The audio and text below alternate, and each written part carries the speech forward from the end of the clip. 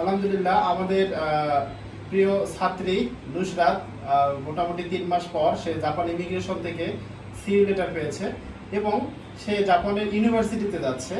আজকে তার আমরা সিইউ হাতে পেলাম এবং টোকিও ইমিগ্রেশন থেকে। তো নুসরাত, তোমার অনুভূতি কিরকম? আমার অনুভূতি খুবই ভালো এবং আমি খুবই খুশি, কারণ স্যার আমার জন্য অনেক কষ্ট করেছে। আমি চাই যে আমি টিউশন ফি জমা দিয়ে এম্বাসিতে দাঁড়াতে এবং এম্বাসি থেকে ভিসা নিয়ে জাপানে যেতে যত তাড়াতাড়ি পসিবল। Thank you sir. আচ্ছা, থ্যাংক ইউ। রেওয়া কনসালটেন্সি এর পক্ষ থেকে তোমাকে অভিনন্দন, তুমি সিইউ পেয়েছো।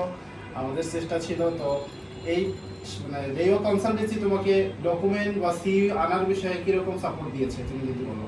রেওয়া কনসালটেন্সির সবাই আমাকে অনেক সাপোর্ট দিয়েছে, তার সাথে সাথে স্যারও আমাকে অনেক সাপোর্ট দিয়েছে। স্যার আমাকে অনেক সাপোর্ট করেছে এবং স্যার আমার জন্য অনেক কষ্টও করেছে আমার এই সিইউ আনার জন্য। থ্যাংক ইউ স্যার এবং thank you Rewa IT and তো কনসালটেন্সি। বাংলাদেশে এখন পর্যন্ত তোমার জানা মতে, তুমি আমাদের সাথে অলরেডি যে কদিন ছিলা, এখন পর্যন্ত যারাই জাপানের টোকিও শহরে আবেদন করছে কেউ কি এখন পর্যন্ত রিজেক্ট হয়েছে বা কারো সিইউ ওঠে নাই?